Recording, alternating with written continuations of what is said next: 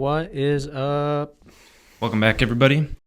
So we're going to, kind of like we talked about last week, doing things differently.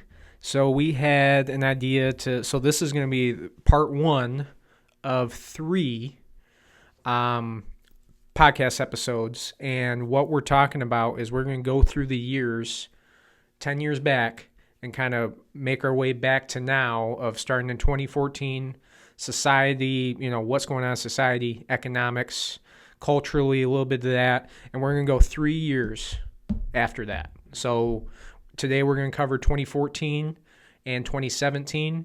Next episode will be 2020, 23, and then the third and final episode of this, segment or series will be kind of bringing all the information together, walking through like what does all this mean type stuff.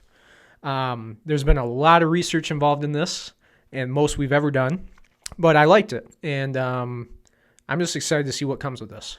Really interesting stuff. Really interesting things that got me by surprise because as we were going through the different components of it, when you were bringing it to me kind of after you already had this in your own head and started researching, I was like, well, what about that? And then you're like, nope, that wasn't a factor. Well, what about this? And it just kind of gets to a point where it's like, the thing that is a factor, it's like, what are we doing?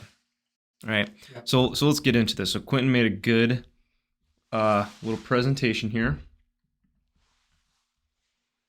So we'll start off, let me zoom in a little bit. Yep. So we're trying to make everything a little bit better, right? So what prompted this whole thing was really us sitting there together of, okay, yeah, we understand as well as our audience, because we talk about it all the time, interest rates are high. We get that, okay?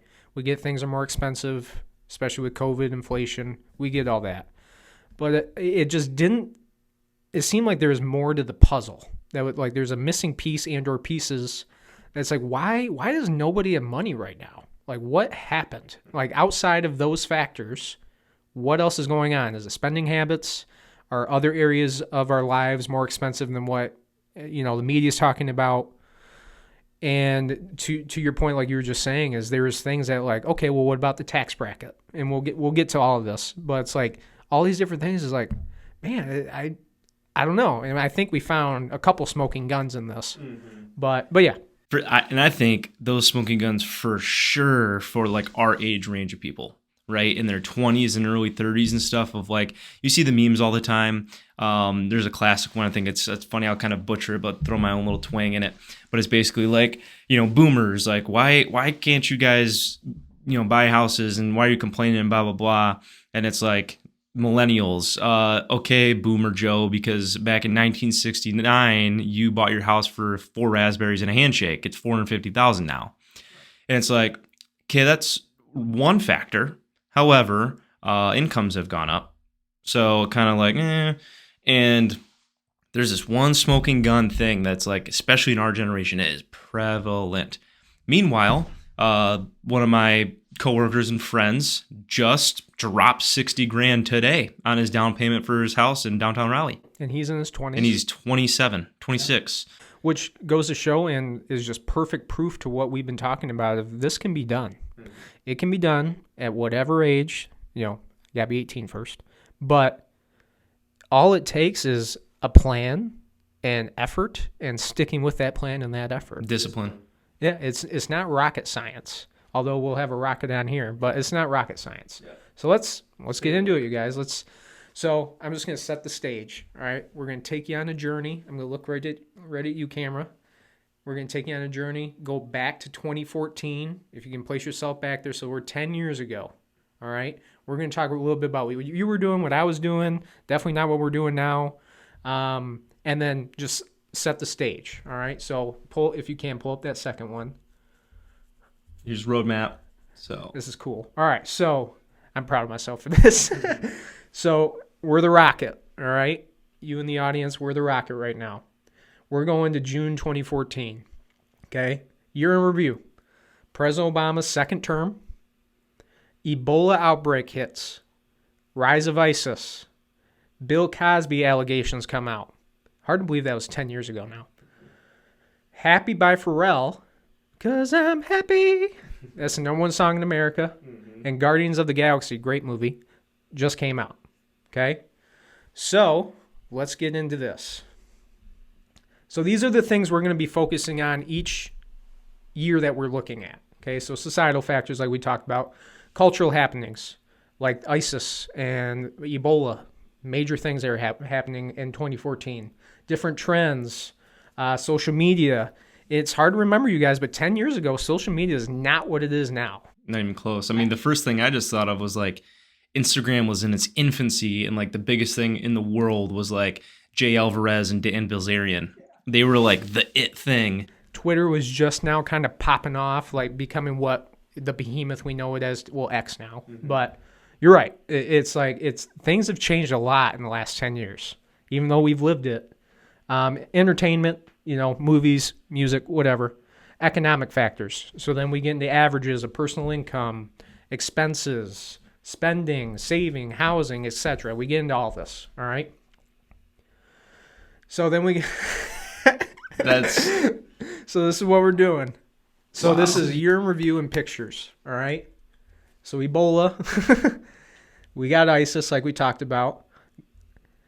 So do you remember the Malaysian airline? That disappeared, yes. 2014. Yeah, that's right. I actually remember because I was a sophomore in high school and I was in class when everybody was like, "What the hell is going on?" Like, just came out. I think it was in the spring or something. Yeah, it was like March. Yeah. So did you see? There was a Netflix documentary that came out like I want to say last year about it, and they still don't know what the hell happened to it. Still have no idea.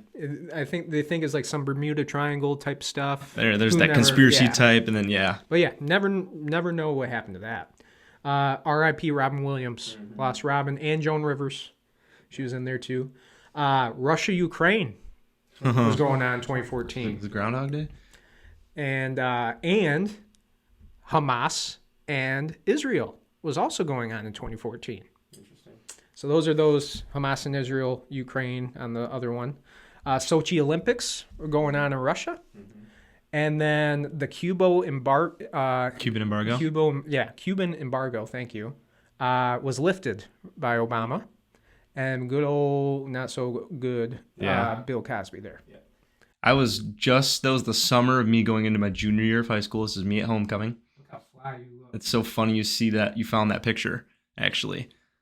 Yep. And then that's you. A selfie. Yep. That's probably the last selfie I ever took. And look at that iPhone too. Yeah. Yeah, that's funny. That was like the iPhone, 5 probably? Something like that. Yeah. So now we get into the actual numbers of this stuff, okay? So I'm going to set the stage. So I focused on one Grand Blanc. I tried to be as localized as we could to make it, applicable to us. So with housing, we'll just go down the line. So housing, what I did is the average home sale for a 3-bedroom ranch in Grand Blanc schools, less than 1,500 square feet. So basically, your classic first-time homebuyer house. Okay, $122,250. That was your average. Your interest rate, 4.17. Little, not quite half, but almost where we're at right now. Rent for a 3-bedroom was $845. Your mortgage payment for that $122,000 house, this includes insurance and taxes, all of it. Your PMI, so it was $927 a month. Property taxes for that said house were about $2,800 a month, or a year. A year. Now we get into food and grocery. So I wanted to. It's hard to find. These things fluctuate so much, right? Even by weeks. But what I tried to find is the averages, okay? So I wanted to start simple of like, what's something that is pretty standard that everybody needs? Baby formula, right? Either that or you're breastfeeding. But baby formula, it's a classic, and they use this even in the government factor of like part of the CPI, baby formula. So baby formula, which I looked today doing this research. So right now, a thing of baby formula costs you about $45. So $45 to $50. $57.73. I know. Okay. But what I did was, at $40 back then, how much would that cost you now? Okay. So you buying baby formula in 2014 for $40 would be the equivalent of you spending $57 today. Shrinkflation. Yeah. Mm-hmm. $100 worth of groceries in 2014 would be the cost of you spending $127.50 today. 30% increase. Okay. Rates and spending. So wanted to take the average household income. Household is the key there. Okay. The national credit card debt as the nation. What was that credit card interest rate? And then what was the personal savings rate? Okay. Your average household income, again in 2014, was $62,910. Let's say 63 to make it easy. National credit card debt was $670 billion. It seems like a lot, not compared to where we're at today. The interest rate on your credit card was 12.74%. Half of what most people. I wish I had that. Yeah. Personal savings rate, 5.47%. Okay, which historically is about 5 to 6. So it's kind of right in there. Retirement savings. So this one was a little bit more difficult to kind of spruce through. What I did was go by age of what percentage of this age group has at least a retirement savings at all. Any type of money. It could be $1, it could be $1 million. Doesn't matter, but something. Okay. So ages 18 to 29 back in 2014, 61% had at least some sort of retirement savings account. Okay. Age 30 to 39 was 81%. And then 40 to 49 was 88%, almost 9 in 10. Those are great numbers. Yeah. Total assets and retirement accounts for the country, 32.7 trillion. Okay. Now we go into childcare costs. So childcare, really, this is one of the staggering ones. As we go through the years, you'll see it hasn't changed a whole lot. Like compared to some, especially food and like housing, we'll see has gone up a lot. Childcare really, hasn't. So childcare, specifically infant childcare, okay, on average was about $10,100 per year. 900 something bucks a month. Yeah. Yep. About $250 a week, give or take. And your federal tax bracket so this was this was the second tax bracket. So I made the way these tax brackets go is like 0 to, I want to say now is like 18,000. That's your base tax bracket. Then 18 to like 65 is your second tax bracket. So this is that second tax bracket where most Americans fall into. Your federal tax rate was 15%. Okay. Now we get into gas prices and car costs. So I wanted to focus on the most basic, classic new car that we're in our area, especially we have Chevy Equinox. Okay, your classic starter SUV, right? Chevy Equinox back then cost about $24,360 as like the base trim. Okay, interest rates on new car was 4%. Gas per gallon was $3.37, which would be equivalent to $4.04 today. So pretty high. Mm-hmm. That's more than it is today. And then your average car payment per month was $482.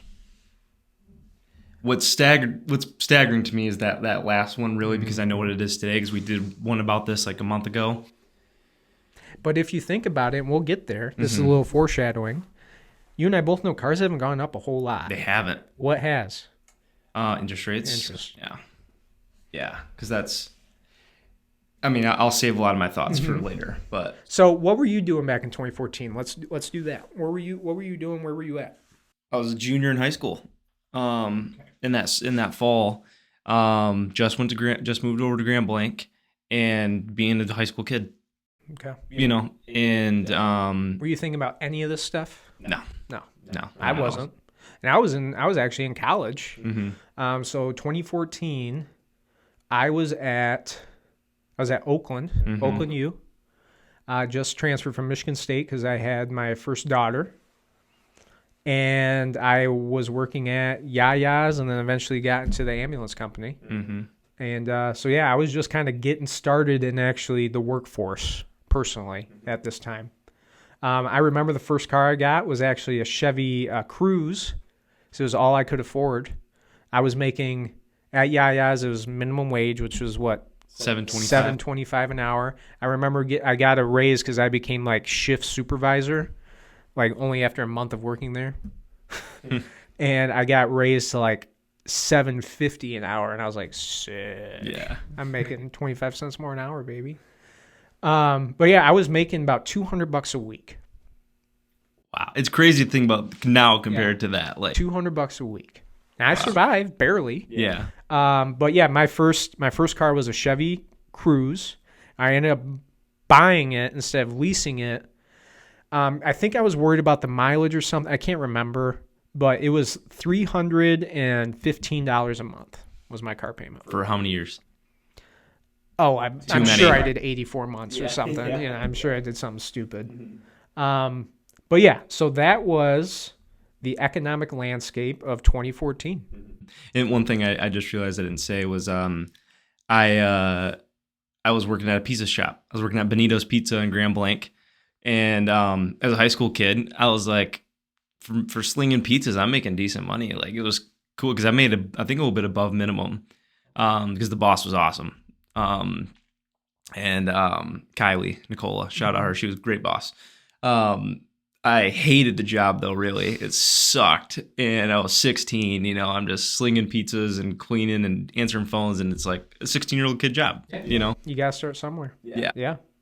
So a couple things, I guess, before we go on to 2017, a couple things that stand out. One, and you'll see the housing just, as the more I looked into this, it's like, I mean, obviously 08, 07, there have been times where it wasn't the best to own real estate, but by and large, you're better off buying a house. Like, honestly. Well, that's the funny thing. Okay, this is the funny thing, even about the kind of the conversation we're kind of having today, right? And it kind of still echoes what we talked about last week. Okay, by and large, over the long term, you are better off buying real estate than not, right? Even with higher interest rates, if you can afford it. Big, you know, kind of subplot there. If you can afford it, obviously don't make yourself house poor. Don't be stupid. But if you can afford it, you're better off buying a house. It's just it's hard to argue with the numbers, and you'll see the numbers. Well, and what's interesting, wow, so this is something that's interesting. One of your clients bought their house in down south Michigan at this time that they just sold the land for. Oh, yeah. So they bought the house, and I don't know how much detail you want to go on, obviously not saying who they are and stuff, but like they bought a house in Berkeley. Well, this is a good point. So in terms of the real estate market, 2014 wasn't a hot market. Okay, it wasn't a seller's market, necessarily wasn't a buyer's market. It was in hindsight, looking at these prices. But you're right. I mean, real estate didn't really pop off till about 2017. And right when I started, coincidentally. But to your point, you're still able to get some deals out there at the time. So this couple that you're talking about, they bought a house in Berkeley that was a double lot. And it's important in that the additional lot was its own lot. So it had its own tax ID number, which is important when you're coming to zoning and all these other things. But regardless of that, they bought the house and the additional lot together for $220,000. We just closed on this deal last week. They sold that lot, the additional lot, for $130,000. Just the lot, just the land. And then had their house appraised for $350,000. So it's almost doubled value from what they bought at let's say $220,000. It's not, between the property and the house itself, it's actually a little bit more than I was just gonna say. It's like, you know, $470,000 or something. Yeah. But yeah, it just goes to show. And on top of that, they refied when they got super low interest rates, so their payment is nothing. But anyway. But I guess my point to that, real quick, just to show that market now. They bought, which at the time, like you said, it wasn't like a crazy good market or anything. It made sense for them to buy, because they're first time home buyers for that. And now, 10 years later, they're in a better financial situation, not just from the house, but just life happening, career growth, getting smarter with your finances, built a family, and then they also leverage real estate now to just scale that like crazy because they bought and over the long period made a great decision. I mean, again, it was 10 years ago that they bought before it actually turned into something they could do with. But it even gets better. Not to just never mind. But what my clients are doing is they're selling. This ties into what we were talking about last week. They're selling that land and they're keeping that house as a rental because again they're at 2.7% interest, and it's in Berkeley, so it's a great area. It's right off of Woodward. They're gonna get a great rent rate for it, and their payment is nothing. So not only are they getting $100 some odd grand for the sale of the land towards their next house, but they're also going to have the current house paid for, and the next house at least contributed towards with the rent of the first one. So it's just the best of everything. And they'll basically roughly be paying the same monthly mortgage net after everything as they are prior to selling this land. And now they have two major assets. Yeah. So, but yeah. Worth $750,000. Yeah, 100%. 100%. And that's a retirement for somebody, Okay, so now let's get back in our spaceship. And we're going to 2017, okay? So 2014 was cool and all, thanks for the memories. 2017, President Trump, his first year. The Me Too movement is really when that started popping off. We all remember that. Terrible situations at the massacre in Las Vegas and in Texas. There was that church shooting. Remember that? On a lighter note, Shape of You by Ed Sheeran was the #1 song. And Star Wars Episode 8, Last Jedi, was a top movie, top box office. So let's get into it. We found it. Oh, man. Well, when we come to this picture, I'll give a story about that. So, year in review. So, culture wars at Charlottesville. Oh, yeah. We all remember that. That was 2017. Me Too movement, Harvey Weinstein, all that stuff. Las Vegas with Ariana Grande's concert and that sniper shooter and all that. Texas church, we talked about that. Manchester, that was Ariana Grande's concert in Manchester. That was a bombing. That's right, yeah. Remember that? And then Las Vegas happened after this. President Trump calls us a opioid crisis in America. Hurricane Harvey, I believe it was, ripped through Florida and the Carolinas. And then, do you remember we had that solar eclipse? I do remember that, yeah. Yep, because I remember we got glasses and stuff. Trump is president, obviously. And then there's Goofy Mav doing... So I was just doing something goofy. I don't know what we were doing. He found, we couldn't find a single picture of me from 2017. He dug one up from his old, iPhone backups and found me shirtless with a phone, stuck to my chest. Just me looking goofy, hair not done or anything. And then that's... You remember that? That was your real estate picture. That's my first headshot. Yeah. And you took it. Yep.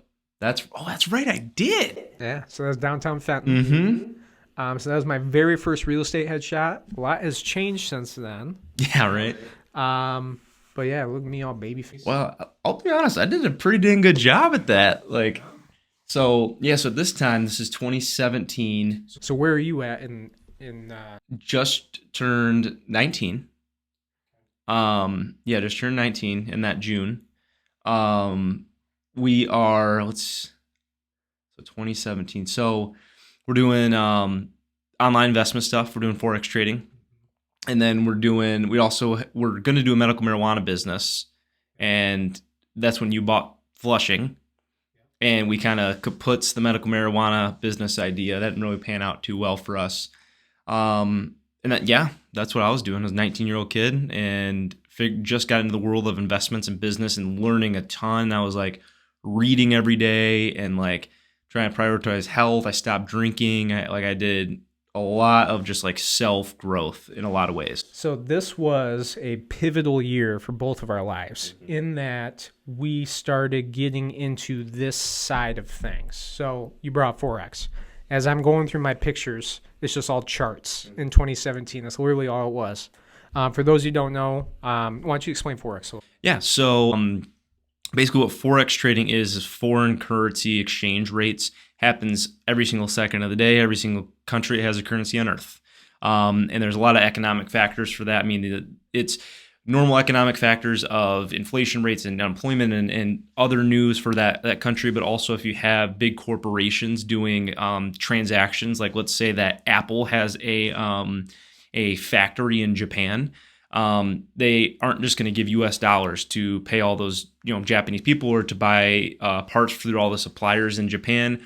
They convert that into Japanese yen, pay them in yen, and that's going to cause a fluctuation in USD to JPY. So that's what that was. We got into that from some guy on Twitter. Won't name drop him because he was a scumbag. But it catapulted us a lot. I mean, at that young of our age, we were making like just serious stupid money. It like in a matter of minutes. It was that Forex alone was the catalyst that kind of pushed all this other stuff along with it. And real quick, I want to shout out guy I used to work with. I've mentioned him to you before. His name is Chad Pavelio. Shout out Chad. Him and I just got reconnected on Facebook this past week. And but he was the first guy. This was right about the same time. And he was the first guy that I worked with. And it's like, hey, how are you not struggling for bills when everybody else around here is? Like, I know how much money you make. I make the same. And it's like, how are you just chilling? And he was the first guy that really got kind of this whole Ramsey mentality. He wasn't like, he didn't name drop Ramsey, but he was the guy that his car broke down. He went to the dealership to get a new used car. And he's like, and I remember him telling me the story. He's like, so I got a Kia or whatever it was for $14,000. And he's like, I put 12 grand down on it. He's like, that way, he's like, my payment is like $60 a month. And I know if, for God forbid, something ever happens to my job, I can still afford my car. And it was just like these little things. And then like that Digit app where, if for you, those of you who don't know, it's this app you install, and it basically, it's a lazy way of saving. It basically just slowly scrapes money from your bank account, and it'll be like $3 here, $5 here, and they'll put it in your Digit account. And then after a month, you're like, oh crap, I have $200. And it's all your money anyway, but it's the not having to think about it. And I did that for a long time. And but he was the guy that kind of started this. Then we got into Forex. And then I got into real estate because I bought that Flushing house for the medical marijuana thing on the on-site. At the beginning of it, that quickly got dismantled. But from there is like, okay, well, Forex ended up not working out that well for us in the long run. Yeah, I went a different path that you stopped doing it, went into real estate. I stuck with Forex for a while. And for me, Forex did so much. I mean, I made great money. I started learning about investments, online business. Benjamin Graham, Intelligent Investor. I read that. I read Tools of Titans at the time, which was like every day. So what I would do is I would try to read 3 books a week.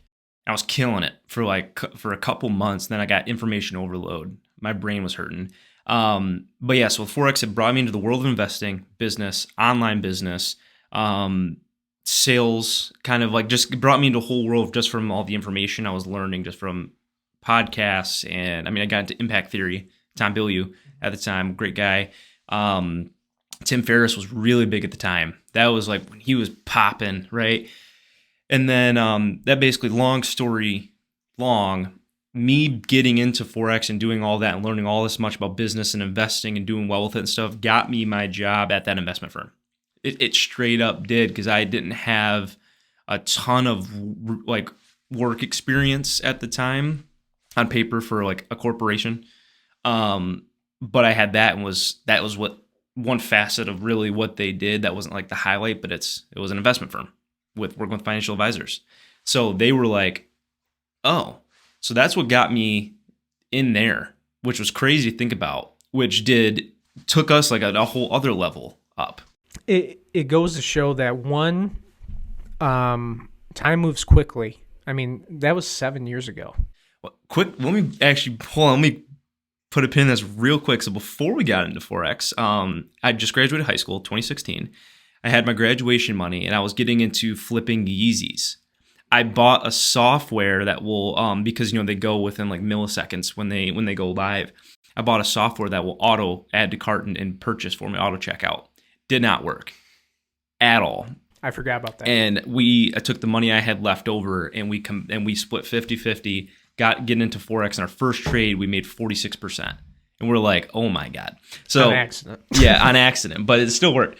So it's even funnier to your point though, of like, at certain times people think like, oh, this thing didn't work out, it's the worst thing ever. They feel down, but they all trickle. The butterfly effect is real. Just like if you keep your mind open and stay diligent of trying to adapt and work hard, it will work out in the end. It will work out how it's supposed to. Yeah, you took the words out of my mouth, because that was the angle I was going. Is like, you never know what things you're doing now that will help you in the future. Like, think of it like your classic university example of like a well-rounded student, right? Is like, yeah, maybe the Forex thing, obviously in hindsight it's 2020, but definitely at the time we didn't know that this knowledge would apply to frankly anything else. Where in turn it did, like a lot actually, and not necessarily like one for one, but you learn a little bit about this thing, a little bit about this thing. Well, that thing's cool, and then it's like, oh, well, I can take a piece from this, and this, and it's like, oh, like now this thing makes sense. So yeah, like the information I was learning, because at that point too, kind of talking about the butterfly thing, there was a point where you chose to go the real estate route and stop doing Forex, and then I leaned more into Forex, right? I was 19. So for me, the amount of macroeconomic information I was learning was equivalent of dang near a master's degree in econ. Like, it was mind-blowing the amount of information every single day I was getting. So it's like, now, well, and I just thought of this, and you're having to watch politics. Yeah. Like, remember, we made that one trade. I don't remember what it was, but then Barack Obama dropped a bomb on, not Barack's, it was Trump's presidency. or you're right, on Syria or something. Yeah. And then our trade went to crap, like that. And like, but you're right. I mean, you get something like that. You're taking economics, politics, even societal stuff. And yeah, it's like all these little things. Massive business corporations, the implications of all of that. And then it's just like, there's so much stuff. Like, so it's just funny though, looking back at that time and what that turned into, where, like, again, that got me the job at the investment firm, which I learned 10 times more in so many other different facets, and gave me a stamp of professionalism on my career, which allowed me to get the current job I have. And also throughout that time, allowed you to get your job in there as real estate was slowing down, and you were diversifying your portfolio more or less, of doing that basically on the side, like doing that 9 to 5 as a side job is kind of weird to say, but like that's how it was treated, right? Of just like, weather the storm, be smart financially. And that's quick note for people in general, but like real estate agents out there, we preach all the time about like part-time real estate or side hustles, things like that. It's like, don't feel down about having a 9 to 5 job. There's too many people on the internet are like, oh, you got to do this internet business full-time out the jump or you're a loser. It's like, no. I didn't even tell you about this. I'm not going to name them, but prevalent real estate agent in our area, just no more than 2-3 days ago, had a big thing crapping on part-time agents. Whole thing. I'll have to show it to you after this. Interesting. And yeah. His angle was... Oh, I think I know who you're talking about. His angle was, you don't want, like, as a client, you don't want... Like he's like, I don't want a doctor who does heart surgery part time. Was like his comparison. That's a stupid comparison. It is. And I digress. Yeah, because my quick rebuttal is, first off, this isn't heart surgery. I would rather have a finance professional in my corner who relates to me and understands my needs on a real level, rather than just, oh, I know what you're talking about. So But so it's just an interesting little thing of just like the best time to start is now, whether it's buying that Berkeley house in 2014 or investment ventures or starting to save your money and pay off debt, or I'm going to become a real estate agent part-time, or I'm going to do underwater basket weaving and sell it on Etsy for, whatever, right? Like the best times You now. just never know. At the end of the day, whatever good way to simplify this is find something that interests you and or things that interest you and just try it. Just see what you do with it. And you'd be surprised as to maybe something you learn from that basket weaving that also applies to, now I make leather jackets. I don't know, but you just never know. Yep. So back to 2017. So back to the U.S. as a whole. All right, so now we're getting the economic landscape of things. Okay, so we remember, recap, these numbers are changing from the 2014 numbers we showed before. But everything, all the metrics and criteria is the same, okay? So housing, so your average 3-bedroom house in Grand Blanc, less than 1,500 square feet, $140,000 average. What about 18 grand? Yep. In 3 years. Yeah. Interest rate, 3.99. So now we're starting to see these creep down. And who's in office? Yep. Trump. And he did, I'm not bringing politics into this at all. This is just the facts. He had a major push to lower these interest rates way too quick. And Artificially. Yeah. And you'll see, especially once we get to 2020, numbers get nuts. Anyway, your rent average for a 3-bedroom in Grand Blanc was about $1,043. Went up about $200. Went up about 25%. Yep, which is fairly significant. That's 8% on average a year. Let's say over 3 years. Mm-hmm. Your mortgage payment for this $140,000 house is $927. Same. It's really not that much difference. Let me recalculate that. That actually might not be right. Well, it might be because the interest rate was down. Nothing significant.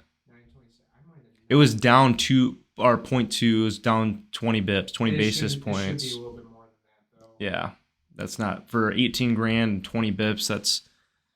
There's no way it's the same. No, but I'll get you guys the actual math. We'll flash it on the screen. Yeah, that's my bad. Your property taxes went up about $400, $3,200 a year. Then we get into baby food, groceries. So formula, if you spent $40 in 2017, that'd be equivalent of you spending $56.21 today.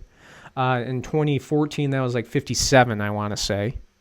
Was if 40 would have been like $57 type. Yes.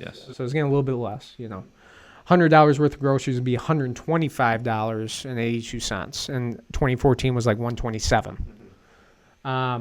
Household income, $66,510. National credit card debt, $800 billion.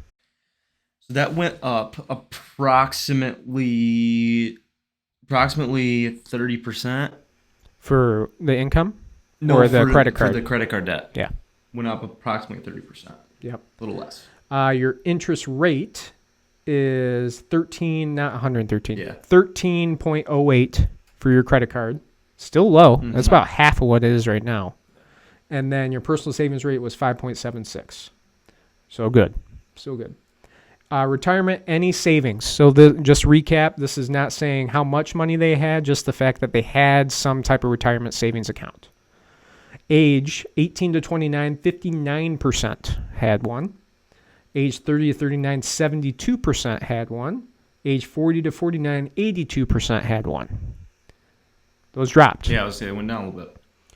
Total assets in retirement went up 538.6 trillion. No, 38.6. I'm sorry. 38.6 trillion. Child care and taxes. So child care was $10,200 per year. Basically about the same. $60 higher. Yeah. Federal tax bracket was the same, 15%.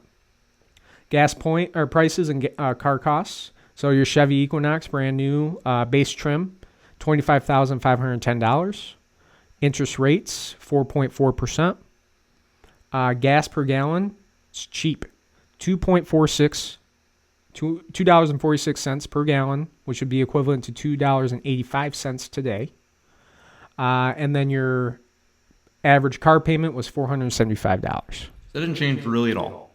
Not a whole lot. You know what? The biggest differences were credit card debt. Credit card debt and housing costs. Which, housing costs, makes sense. That's normal.